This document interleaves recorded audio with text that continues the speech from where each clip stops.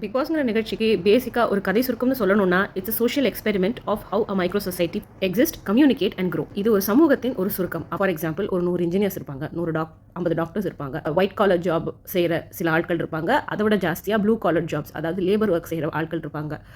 பசங்களை நல்லா படிக்க வைக்கணும்னு நினைப்பாங்க, நல்லபடியாக வாழ்க்கையில் முன்னேறணும், குடும்பத்தை காப்பாற்றணும்னு நினைப்பாங்க.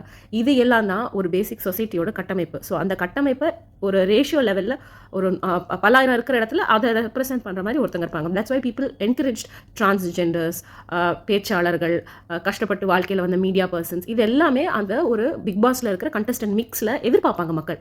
Because it is a genuine representation of the சொசைட்டின்னு அவங்களுக்கு இருந்த ஒரு நம்பிக்கையும், அதை பார்க்கும்போது இப்படி தான் நான் இருக்கும்னு சொல்லிட்டு ஒரு செல்ஃப் ரிஃப்ளெக்ஷனும் வந்து கிரியேட் ஆகும் பிக் பாஸ் நிகழ்ச்சியை பார்க்கும்போது. இந்த தப்பெல்லாம் நம்மளும் செஞ்சிருக்கோமே, இதெல்லாம் நம்ம செய்யக்கூடாதுலங்கிற ஒரு பேசிக் இன்ட்ரோஸ்பெக்ட் நம்மளுக்குள்ள உருவாகும். இரண்டாவது, சொசைட்டியில் இருக்கிற சில செலிபிரிட்டிஸ், அதாவது பெரிய பெரிய புகழ் அடைஞ்ச செலிபிரிட்டிஸ் இல்லாமல் டிவி செலிபிரிட்டிஸ், யூடியூப் செலிபிரிட்டிஸ், பேச்சாளர்கள், வாழ்க்கையில் வந்து சில விஷயங்களை சாதிச்சு அதுக்கப்புறமா சாதிக்க முடியாமல் போய் அவங்க ப்ரொஃபஷனை ஃபர்தர் எடுத்துகிட்டு போக முடியாத ப்ரொஃபஷனல்ஸ், இவங்களெல்லாம் வந்து எடுத்துகிட்டு வந்தானா, வாழ்க்கையில் கஷ்டப்பட்டானா, இல்லாட்டி நம்மளுக்கு பேக் அவுட் ஆகிட்டோம்னா திருப்பியும் நம்மளுக்கு ஒரு செகண்ட் சான்ஸ் வாழ்க்கையில் ஒன்று கிரியேட் ஆகிறதுக்கு வாய்ப்பு இருக்குங்கிற ஒரு பேசிக் மோட்டிவேஷனும் இந்த பிக் பாஸ் நிகழ்ச்சி கொடுத்துட்டு இருந்துச்சு. பிக் பாஸ் 9 வந்து பார்த்தீங்கன்னா இந்த மிக்ஸோடைய பேசிக் ரெப்ரசன்டேஷன் ஆஃப் த சொசைட்டியான்னு பார்த்தா இல்லைன்னு தான் சொல்லணும். முக்காவாசி ஸ்டார்ஸ் வந்து யூடியூப்லையும் இன்ஸ்டாகிராம்லையும் பிரபலமான முகங்களாக தெரியுது. பிரபலமான முகங்களாக இருக்கிறது தவறு இல்லை. ஏன்னா பிக் பாஸ்ங்கிற நிகழ்ச்சி ஜாஸ்தியாக எங்கே ப்ரொமோட் செய்யப்படுது, எங்கே வந்து ஜாஸ்தியாக மக்கள் வந்து அதை வைரல் ஆக்குறாங்க, ரொம்ப வந்து பேசப்படுதுன்னு பார்த்தீங்கன்னா அந்த சோஷியல் மீடியாவில் தான்.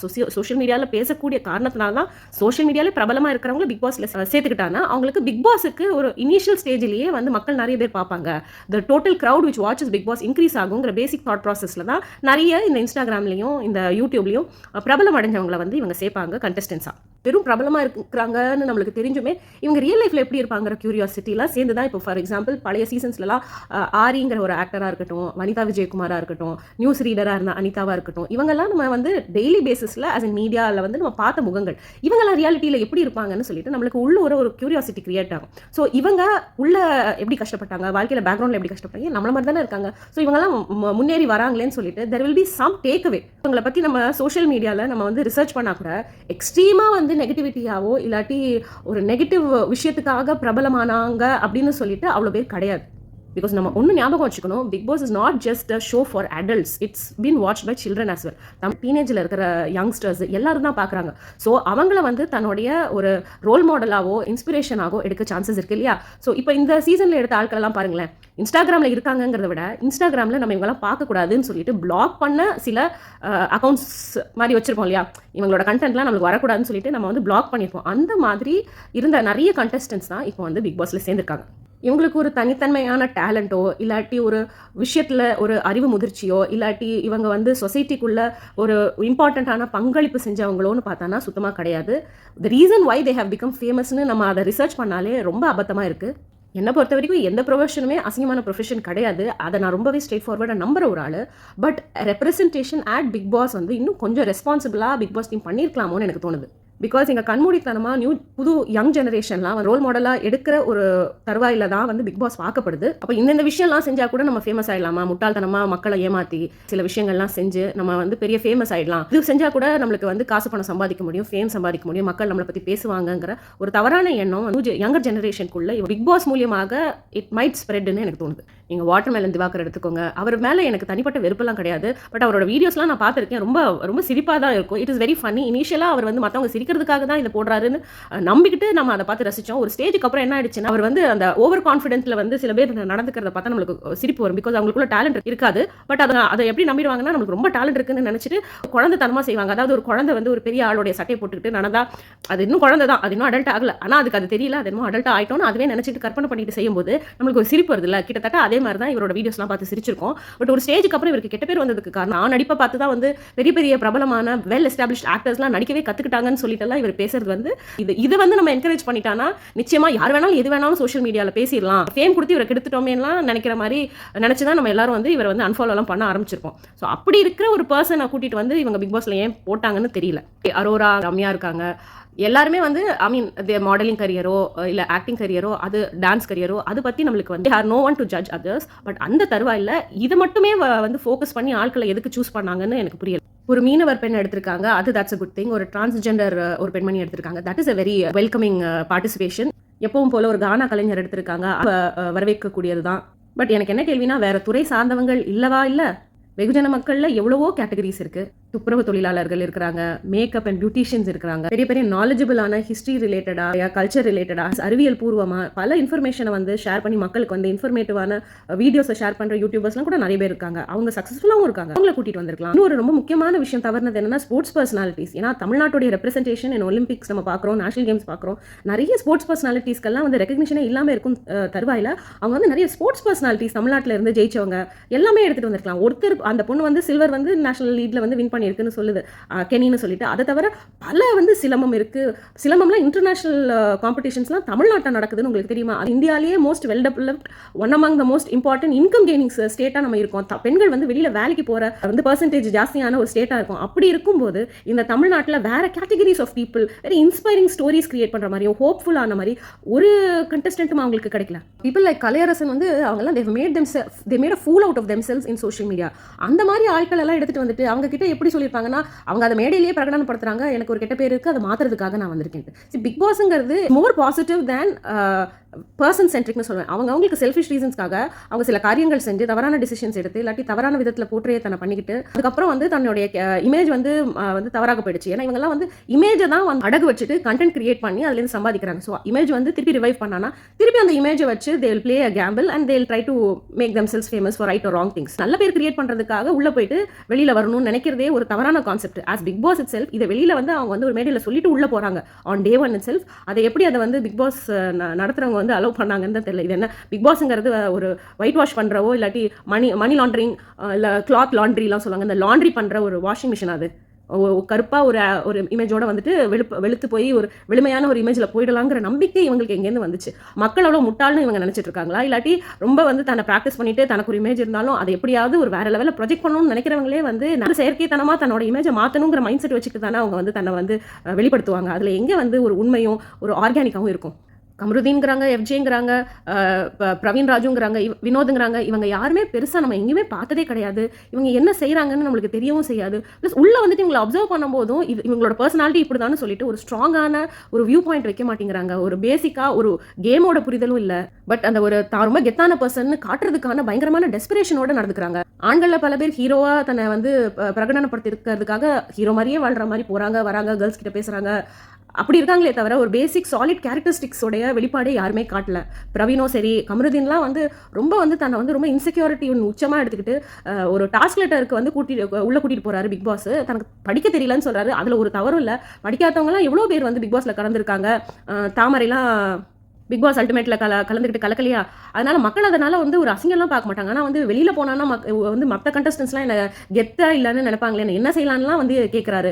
அடுத்தது உங்களை கூப்பிடுறாங்க அப்படின்னு சொல்லிட்டு வேற ஒரு ஆளை கூப்பிட வேண்டிய ஒரு சாதாரண இடத்துல கூட ரொம்பவே செல்ஃப் கான்ஷியஸ் ஆயிட்டு தன்னோட ஹீரோ கெத்தை விட்டு கொடுக்காம ஒரு இமேஜ் ஓரியன்டாவே யோசிச்சுட்டு சுத்திட்டு இருக்காங்க. ஒரு சண்டை வரும்போது கூட வந்து தனியா வந்து ஒரு வியூ பாயிண்ட் வைக்க மாட்டேங்கிறாங்க. கும்பலா வந்து கூடிய இன்னும் அப்படின்னு சொல்லிட்டு சீன் காட்டிட்டு அலையிறாங்களே தவிர இவங்க போடுற சண்டைகள்ல ஒரு காலத்துலலாம் சண்டை நடக்கும்போது ஒரு இடத்துல நியாயம் இருக்கு, ஒரு இடத்துல நியாயம் இல்லைன்னு ஒரு கிளியர் கட்டாவது நம்மளுக்கு தெரியும். இங்கே போடுற சண்டைகள்ல யார் பக்கமுமே நியாயம் எங்கடா இருக்குன்னு நம்ம தேட வேண்டியதா இருக்கு. ஏன்னா ரெண்டு பக்கத்துலயுமே நியாயம் இல்லை. நியாயம் ஒரு சைடு வர மாதிரி தோணும் போது இந்த சைடுல ஏதாவது முட்டாள்தனமா பேசி சில வார்த்தைகளை விட்டுறாங்க, அந்த சைடுல ஒரு சில வார்த்தைகளை விட்டுறாங்க. இவங்கெல்லாம் கொஞ்சம் ஓகேயா இருக்காங்கன்னு சொல்ற அளவுக்கு கூட நம்மளுக்கு திணற வச்சிடறாங்க.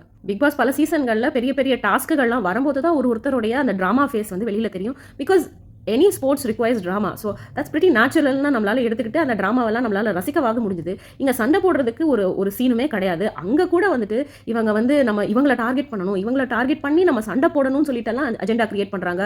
ரம்யா, சுபிக்ஷாலாம் சேர்ந்து அதுவும் இவங்களை யார் சூஸ் பண்ணுறாங்கன்னா திவாகரையும் விஜய் பார்வதியும். ஸோ பெரிய தலையோட சண்டை போட்டால் தான் நம்ம பெருசாக தெரியும். இது ஒன்றும் ஒரு பெரிய லாஜிக்லாம் இல்லை.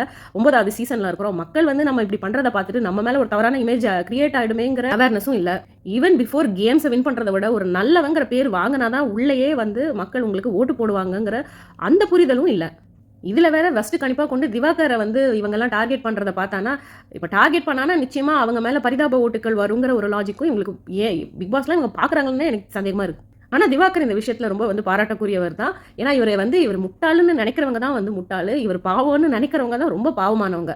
இவர் வந்து ஆக்டிங்கை வச்சுக்கிட்டு உள்ளே வரணும்னு நினச்சாரு.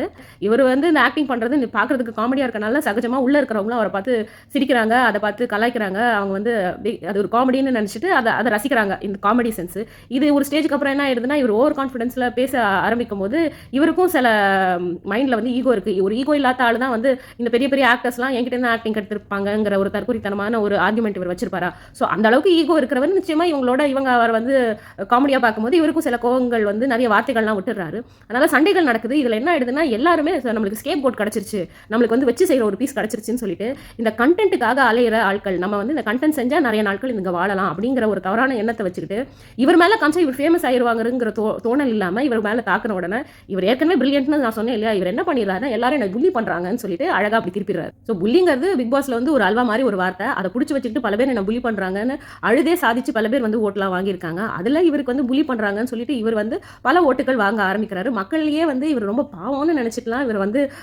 இவருக்கு வந்து ஜஸ்டிஸ் ஃபார் ஹியூமன்லாம் சில ஹேஷ்டேக்லாம் பார்க்குறான் அந்த ஃபர்ஸ்ட் டே இட் செல்ஃப். இப்படி ஒப்பீனியனேட்டடாக ரொம்ப ஸ்ட்ராங்காக இருக்கிறவர், புள்ளி பண்ணுறாங்கன்னு சொல்கிறாரு, நான் வந்து நேர்மையாக இருக்கிறேன்னு சொல்கிறவர் உள்ள பிக் பாஸ்ல வந்துட்டு உருவாட்டி கூட இந்த மாதிரி பெரிய பெரிய ஆக்டர்ஸ்லாம் என்கிட்ட தான் கற்றுக்கிட்டாங்கன்னு சொல்லிட்டு ஒரு வார்த்தை கூட இவர் சொல்லலையே. ஏன்னா வந்து வெளியில் வந்து அஜித் ஃபேன்ஸு, கமல்ஹாசன் ஃபேன்ஸு, விஜய் சேதுபதி ஃபேன்ஸ்லாம் இருப்பாங்க இல்லையா, ஓட்டு கம்மியாயிடும் இல்லையா, அந்த அளவுக்கு அவருக்கு மூளை இருக்கு இல்லையா மித்த கண்டஸ்டன்ஸை கம்பேர் பண்ணுறதுக்கு. அதனால் இனிமையாவது அவரை வந்து எது வேணால் சொல்லி ஓட்டு போடுங்க, ஆனால் பாவன்னு மட்டும் சொல்லாதீங்க. ஏன்னா வந்து பாவன்னு சொல்லி தான் வந்து அவரை ஃபேமஸ் ஆக்கி அதுக்கப்புறம் அவர் திமிரான சில வார்த்தைகள்லாம் பேசி அப்புறம் திருப்பி அவருடைய தன்மையை குறைச்சிருக்காரு. திருப்பி பிக் பாஸ்னு இதே பேட்டர்னில் வந்து இவருக்கு பாவங்கிற பட்டத்தை கொடுத்து திருப்பி அவரை வந்து தலையில் தூக்கி வச்சு அதுக்கப்புறம் அதுலேருந்து ஒரு பயங்கரமான ஒரு தலகனம் வந்து அதுக்கப்புறம் அவர் ஆடி அதுக்கப்புறம் என்னடா இப்படி ஆயிட்டாருன்னு சொல்லிட்டு திருப்பி நம்ம திட்டி நம்ம அதை திருப்பி அந்த பேட்டர்னை ஃபாலோ பண்ணணுமா மக்களே, என்ன நான் சொல்கிறது. ஆனால் இந்த விஷயத்தில் விஜய் பார்வதி பயங்கரமான கிளவரான ப்ளே பண்ணுறாங்கன்னு நினச்சிட்டு பண்ணிட்டு இருக்காங்க. எப்படின்னா திவாகரையும் கலையரசனையும் வந்து பயங்கரமாக வந்து சப்போர்ட் பண்ணுற மாதிரி. பிகாஸ் இவங்களுக்கு நிறைய ஃபேன் ஃபாலோயிங் இருக்குது. பேசிக்காக நிறைய பேருக்கு இவங்க ரெண்டு பேரும் பிரபலமாக தெரிஞ்சிருக்கு, கஷ்டப்பட்டுட்டாங்க. அதாவது எப்படி ப்ரொஜெக்ட் பண்ணாங்கன்னு இவங்கலாம் வந்து கெட்ட பேர் வாங்கிட்டாங்க. ஒரு நல்ல பேர் வாங்கணும்னு ட்ரை பண்ணிட்டு இருக்கும்போது நீங்களாம் என்னடா டிஸ்கரேஜ் பண்ணுறது இவங்கள